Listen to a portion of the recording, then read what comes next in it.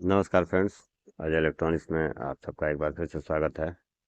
DTH receiver का ये combo board है, जिसमें मदरबोर्ड और पावर सप्लाई एक साथ अटैच है। डिस्प्ले वगैरह टोटल सब इसी में है, और ये सेट डेड है। पावर ऑन करने के बाद इसकी डिस्प्ले बंद है, नहीं आती है। और इस रिसीवर में प्रॉब्लम कुछ खास होते नहीं हैं, जो कि बहुत आसानी से बनने वाले होते हैं। तो आज हम इसको बनाएंगे। सबसे पहले ये देखें कि इसमें लगा हुआ 450 वोल्ट का कैपेसिटर चार्ज तो नहीं हुआ है, इसलिए कि हमने अभी इसमें पावर इन किया था, चार्ज नहीं है। इसका मतलब है कि या तो सप्लाई बन नहीं रहे हैं, या पावर सप्लाई सही वर्क कर रहा है। तो देखें, यहाँ 220 वोल्ट मीटर को एसी रेंज में रख के चेक करें। इसके बाद मल्टीमीटर को एक ग्राउंड पर और दूसरा फ्यूज के पास। यहाँ भी फ्यूज बिल्कुल ओके है।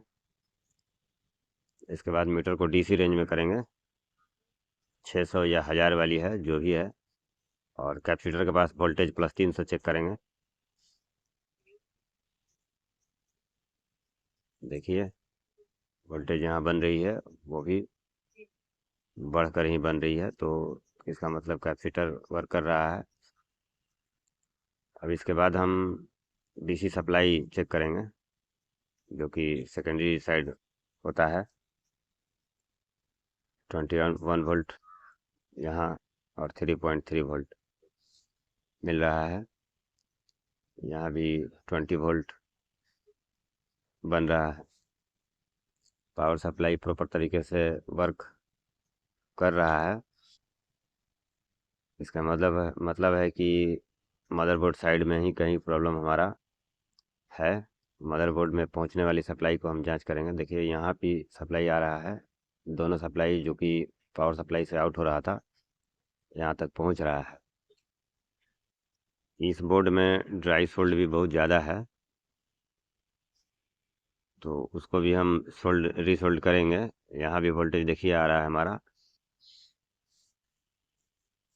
तो इसमें पावर सप्लाई बिल्कुल प्रॉपर तरीके से काम कर रहा है। अब मदरबोर्ड साइड में एक 1117 ट्रांजिस्टर लगी होती है, उसको देख लेते हैं कि वहाँ सप्लाई हमारा पहुँच रहा है या नहीं पहुँच रहा है।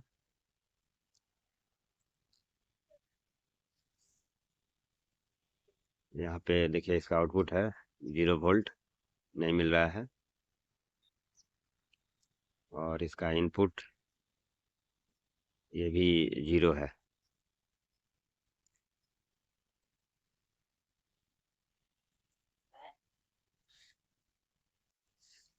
तो यहाँ जो आप देख रहे हैं, जिससे कि मदरबोर्ड ऊपर से जुड़ी हुई है और इतने सारे प्रिंट, ये सब आप देख रहे हैं, यहाँ इतने सारे हैं। और उस साइड भी इसी तरह से प्रिंट जुड़े हुए हैं। यहाँ देखिए,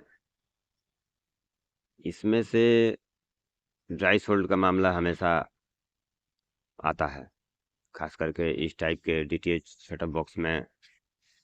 ये केस मैंने पहले भी बताया हुआ है। और देखिए, मैंने इसको सोल्ड कर दिया है दोनों तरफ से। देखिए, चमक रहा है।